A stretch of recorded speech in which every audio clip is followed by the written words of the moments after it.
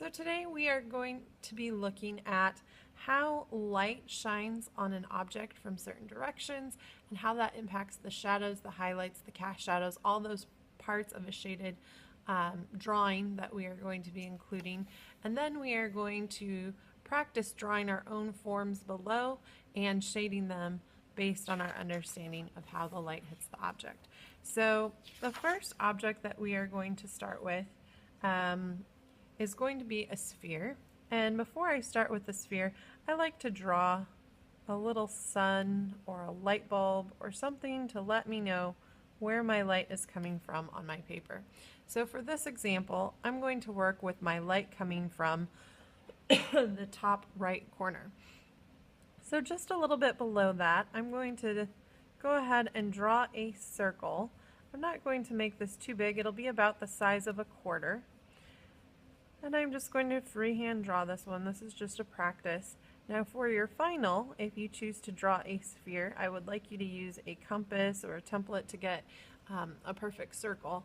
But for this, we want to be efficient with our time. So we're just going to sketch out a circle and then begin our shading. So once I have the general size and placement, I erase my quick sketchy pencil lines and I replace it with a single line. So I'm going to zoom in so you can see what I'm doing a little bit better. Oh, actually, I'm going to show you what we are going to look at. So previously we looked at the parts of a shaded drawing. So we looked at the fact you have a light source. Ours is coming from the top right. We need to include our highlight. Midtones are going to be our medium values. We have our shadow on the object on the opposite side of our light source. Sometimes you have a reflection that shows when the light bounces off the table or the surface. And then you have your cast shadow where the object is blocking the light from reaching the table or the surface that the object is sitting on. Your cast shadow is darkest underneath the object and gradually gets lighter as it works away. We can see this. I set up a sphere in the classroom with a light source and I took this photo so you can see what we were seeing in that photo is very true. It's lighter towards the right where the light was at, darker on this side, darkest underneath. You can see a little bit of that reflection. So we are going to be including all of those things now in our drawing. So the first thing that I like to do, I mark where my reflection is going to be to remind myself not to shade there. I try and keep this as thin a sliver of white as possible. So I just made a little line there right next to the edge. Like I mentioned, I'm going to zoom in so you can see this a little better. So there's my sliver.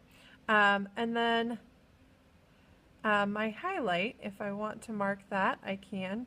Just remind myself I want to leave that area right there white. So I tend to start with my darkest pencil first. This is looking a little flat. I'm going to fix that. I tend to start with my darkest value first, and for this drawing, my pencil that I'm going to use will be my ebony pencil. Remember, it has the softest lead, so it's going to give you the darkest value. The reason I start with my darkest value first, I know that if I press hard with that pencil, that's the absolute darkest value that I can create using my graphite pencils only. So now I'm going to pick up my ebony pencil and I'm going to press very firmly right next to that highlight area. And you'll notice that I'm shading in a crescent pattern. I'm not doing straight lines. Part of what helps give your object dimension is following the contour of the object or the curve of the object, the way you see the general shape of the form. So I'm pressing hard right now to create my shadow on my sphere. Now I'm going to start to lighten my pressure.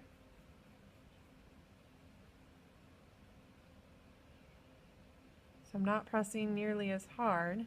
And what this is doing is it's starting to create some of my dark gray values.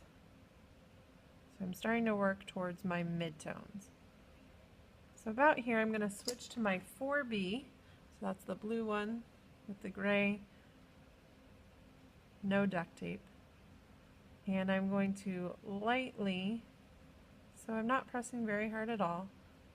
And you'll notice as I shade, I tend to move my pencil in a circular motion. This helps me not have lines visible in my values. It tends to give it a smoother value when I do this. And I'm just starting to gradually lighten my pressure even more as I work towards my light source and my highlight. And then I'm going to go ahead and switch to my 2H. Sometimes I'll overlap with the last set of values that I've created. And I'm just using very, very light pressure.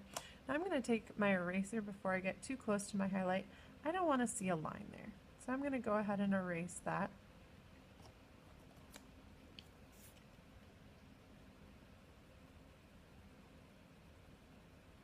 Now we don't want to have an outline here. Instead, we're going to let our value show it. So I went ahead and erased that edge, but I still want that edge to show. So to keep my my sphere from blending in with my paper, I'm just going to use a little bit of light value that matches the value in that area to define that edge of my sphere. So now that I have my sphere drawn, I'm going to go ahead and draw my cast shadow. So if I look at my examples from before, we can see my light is coming from the top right, so it makes a distorted circle shape, also could be called an oval shape, that stretches out from the opposite direction. Here we see light coming from the top right, cast shadow stretches out to the left. So I think my first sphere photo is maybe a little bit closer. So I'm going to start by sketching out just very lightly my squashed oval shape. It will come up a little bit on the side and it will fit underneath my sphere because my sphere is sitting on the surface and blocking the light, and that creates the feeling that it's not floating if we include our cast shadow. So now that I have my cast shadow sketched out, I'm going to use my ebony pencil. I'm going to go right on the opposite side of that reflection that I left. So I'm using the point right now so I can be very precise, and then I'm going to switch back, hold my pencil the other way so I can get nice smooth values. I'm going to press very hard. Your cast shadow most times will be some of your darkest values that you have in your entire drawing. So I'm following along that guideline that I drew. I'm going to start to lighten my pressure. Remember, we don't want to see an outline between our different values. We want to have it gradually change so that it looks like one smooth shaded area. Now I tend to use my ebony to do my whole cast shadow. If you want to switch between your pencils, you are more than welcome to do that. I'm just controlling my ebony through pressure and through layers. So fewer layers where it's lighter, harder pressure, more layers where it's darker. So there, I'm pretty happy with how my sphere is looking and my cast shadow. So I'm going to take some time and come back in and blend my values. So I'm using my blending stump or my blender, and I'm going to press a little bit harder. Not as hard as I was with my pencil, but I am pressing a little bit harder. And I might even bring this in just a little bit more on that reflection. I want to keep that reflection as thin as possible. So I'm using my blending stump to smooth out the values and the graphite on my paper. And when I get to my lightest values, I'm barely touching the blender to the paper. Well, you'll notice I'm getting a little bit outside my sphere. That's okay. I can take my eraser And just take it right around those edges and erase any of those smudges that aren't supposed to be there. Now if I have gotten some graphite into my highlight, I can also take my eraser and erase that to really make that highlight look clean. Then I'm going to blend my cast shadow. So again, using the point close to that edge, and switching to the side of the blender, again pressing a little bit harder where it's darker, and then lightening my pressure. So I'm using soft pressure, barely touching my blender to the paper as I work my way away. And then another thing you can do, if you really want to make